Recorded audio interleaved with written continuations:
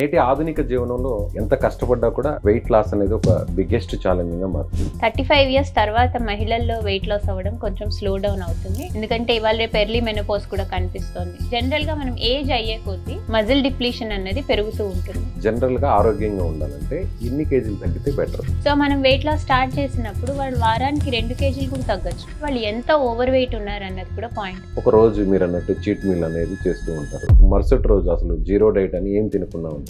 అది కూడా some times help చేస్తుంది. ఎందుకంటే మీరు టూ మెనీ క్యాలరీస్ తీసుకున్నారు. సో ఒక రోజు రెస్ట్ ఇస్తే చిన్నగా డైజెషన్ అయ్యి that is one way it is a good thing. Compared to regular coffee and tea, drinking green tea, black coffee, black tea is much better. Provided అందులో కూడా మీరు ఎలాంటి స్వీట్నర్ యాడ్ చేయకపోతే దే ఆర్ మచ్ బెటర్. మన culture లోనే carbs అన్నవి ఉన్నాయి. You cannot take them away. So I don't recommend people going carb free diet.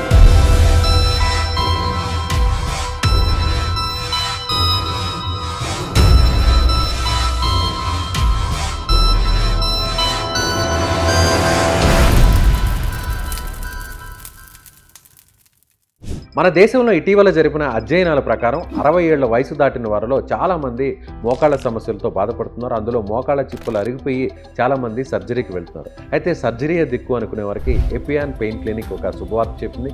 Plasma therapy ద్వారా ఈ సమస్యకు చెక్ పెడుతుంది. సో ఇమీడియట్గా ఈ సమస్యతో బాధపడేవారు ఈ కింద నెంబర్కు కాల్ చేయండి.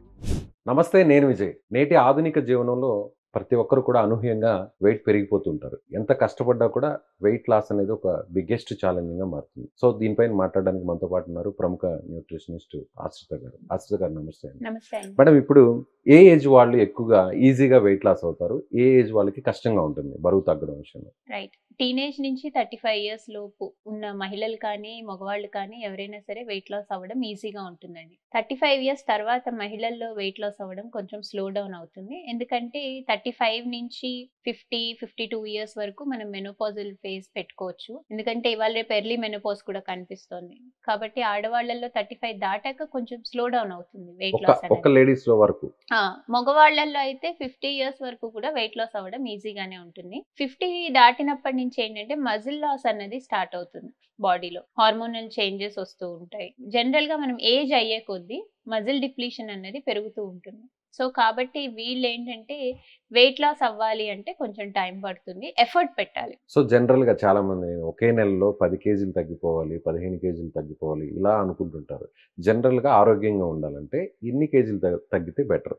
మంత్ కి 1 to 1.5 kg per week is a healthy weight loss pattern. అయితే ఇక్కడ మనం గమనించాల్సింది ఏంటంటే వాళ్ళు ఎంత ఓవర్ వెయిట్ ఉన్నారు అన్నది కూడా పాయింట్. ఫర్ ఎగ్జాంపుల్, ఒక సగటు మనిషి ఉండాల్సిన వెయిట్ 75 kgs అనుకోండి, కానీ వాళ్ళు 130 kgs ఉన్నారు అనుకోండి. సో మనం వెయిట్ లాస్ స్టార్ట్ చేసినప్పుడు వాళ్ళు వారానికి 2 కేజీలు కూడా తగ్గొచ్చు. మీరు అన్నారు కదా ఇప్పుడు నెలకి 15 కేజీలు తగ్గేవాళ్ళు. అలాంటి వాళ్ళు ఎవరై ఉంటారంటే వాళ్ళు ఉండాల్సిన వెయిట్ కంటే డబుల్ ద వెయిట్ ఉంటే వాళ్ళు ఇనిషియల్ గా తొందరగా తగ్గుతారు. ఎందుకంటే వాళ్ళ బాడీలో వాటర్ పర్సెంటేజ్ ఎక్కువ ఉంటుంది. సో ఆ వాటర్ లాస్ అనేది క్విక్ గా అవుతుంది. జనరల్ గా చాలా మంది కూడా కొంతమంది గట్టిగా డైట్ చేయడం వల్ల వెయిట్ లాస్ అవుతుంటారు, మళ్ళీ ఆ డైట్ ని మిస్ చేయడం వల్ల మళ్ళీ వెయిట్ గెయిన్ అవుతుంటారు. అలాంటి వారికి ఏం చేయాలి? ఒక పర్సన్ వెయిట్ లాస్ ఒక హెల్దీ వేలో వెయిట్ లాస్ అయ్యారు అనుకోండి. ఫర్ ఎగ్జాంపుల్ వాళ్ళ లైఫ్ స్టైల్ మార్చుకున్నారు, రోజు ఎక్సర్సైజ్ చేయడం మొదలెట్టారు, వాళ్ళ డైట్ లో హోల్ గ్రెయిన్స్ ఇంక్లూడ్ చేసుకుంటున్నారు, ఫ్రూట్స్ తింటున్నారు, వెజిటబుల్స్ తింటున్నారు, అన్ని ఫుడ్ గ్రూప్స్ ఉంటున్నాయి వాళ్ళ డైట్ లో. ఇలా చిన్నగా లైఫ్ స్టైల్ మోడిఫికేషన్ చేసుకుని వెయిట్ తగ్గిన వాళ్ళు చాలా కాలం వరకు ఆ తగ్గిన వెయిట్ లో సస్టైన్ అవ్వగలుగుతారు. బికాస్ వాళ్ళు ఏంటంటే నిదానంగా స్టార్ట్ చేశారు, వాళ్ళకి తెలుసు ఎలా తింటే నేను వెయిట్ తగ్గుతాను అని. దాన్ని పాటిస్తూ వెళ్తే వాళ్ళ జీవితాంతం అది పాటిస్తే వాళ్ళు వెయిట్ తగ్గుతారు. ఎంత వెయిట్ కి రావాలో అంత వెయిట్ వరకు వచ్చి ఆగిపోతారు. అంటే కొంతమంది డైట్ ని ఫాలో అవుతున్నప్పుడు ఒక రోజు మీరు అన్నట్టు చీట్ మీల్ అనేది చేస్తూ ఉంటారు. అలాంటప్పుడు మరుసటి రోజు అసలు జీరో డైట్ అని ఏం తినకుండా ఉంటారు. అది కరెక్ట్ అంటారు? అది ఎక్కువ వర్కౌట్ అవ్వదండి. జనరల్ గా మీరు ఈ ఒక రోజు నైట్ ఎక్కువ క్యాలరీ ఫుడ్ తీసుకున్నారు అనుకోండి, మర్నాడు నుంచి ఒక 2 days వరకు దాని వెయిట్ మీకు కనిపిస్తుంది. కానీ ఆ వెయిట్ అలా స్టాండర్డ్ గా ఉండిపోదు. అది ఇంక్రీజ్ అయింది కూడా వాటర్ వెయిటే అవుతుంది. ఒక 2-3 days లో మళ్ళీ మీరు చేసిన చీట్ మీల్ వెయిట్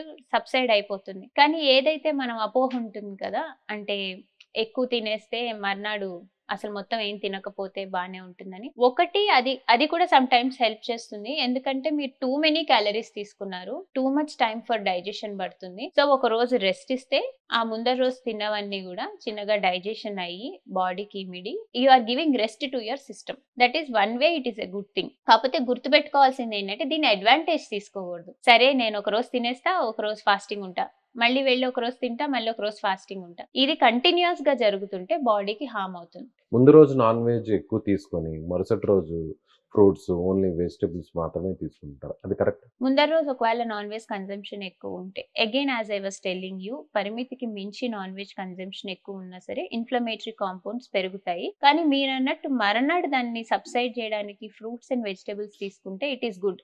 ఎందుకంటే ఆ ఇన్ఫ్లమేటరీ కాంపౌండ్స్ ని కౌంటరాక్ట్ చేయడానికి ఫ్రూట్స్ అండ్ వెజిటబుల్స్ లో ఉండే యాంటీ ఆక్సిడెంట్స్ హెల్ప్ చేస్తాయి, ఫైబర్ హెల్ప్ చేస్తుంది, ఇందులో ఉండే పాలిఫినాల్స్ హెల్ప్ చేస్తాయి. ఇంకా హెర్బ్స్ లాంటివి తీసుకుంటే లవంగాలు కానీ, మిరియాలు కానీ, దాల్చిన చెక్క, అల్లం, it is much better to reduce the inflammatory effect. కొంతమంది టీలు కాఫీలని ఎక్కువ తీసుకునేవారు, దానివల్ల కూడా ఏమైనా వెయిట్ పెరిగే అవకాశం ఉంది? యా, టీ కాఫీ తీసుకునే వాళ్ళు రోజు మొత్తంలో ఒక 2 కప్స్ ఆఫ్ టీ కానీ కాఫీ కానీ, లేదా ఒక with cup milk? Coffee with milk and sugar regular గా తీసుకునే వాళ్ళు 2 cups per day is fine అండి.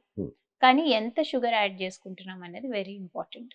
సో షుగర్ కంటెంట్ అనేది 1 టీ స్పూన్ కంటే ఎక్కువ ఉండకూడదు. కప్పు సైజ్ ఎంత అనేది very important, not more than 180 ml. So ఇలాంటి రిస్ట్రిక్షన్స్ ఉంటాయి. And compared to regular coffee and tea, yes, drinking green tea, black coffee, black tea is much better, provided అందులో కూడా మీరు ఎలాంటి స్వీట్నర్ యాడ్ చేయకపోతే they are much better. Honey add చేస్తుంటారు కదండి. Honey addition అనేది డిపెండ్స్. ఒకవేళ మీరు సోర్ థ్రోట్ ఉంది, దగ్గు వస్తుంది అనుకున్నప్పుడు హనీ యాడ్ చేసుకోండి, ఇట్ ఈస్ ఫైన్. కానీ జనరల్ గా తాగుతున్నాం, వెయిట్ లాస్ కోసం గ్రీన్ టీ తాగుతున్నాం అనుకున్న వాళ్ళు హనీ అవాయిడ్ చేస్తేనే బెటర్. బికాస్ హనీ, షుగర్ రెండిట్లలో ఈక్వలెంట్ అమౌంట్ ఆఫ్ క్యాలరీస్ ఉంటాయి. You get 60 calories for 1 teaspoon of honey. So మీరు వెయిట్ లాస్ అవుదాం అనుకున్నప్పుడు ఆ ఎక్స్ట్రా క్యాలరీస్ తీసేయండి. కొంతమంది వెయిట్ లాస్ అవడం కోసం కార్బోని పక్కన పెట్టేసి, కార్బోహైడ్రేట్స్ ఏం తీసుకోకుండా ఓన్లీ మనకి మీట్ మాత్రమే తీసుకుంటుంటారు.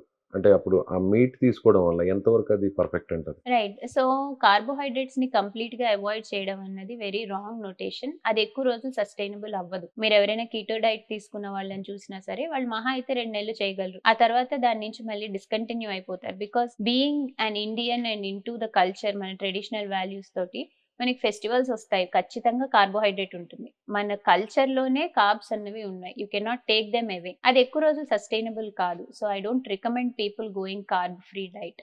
Thank you madam. Thank you. Thanks అండి.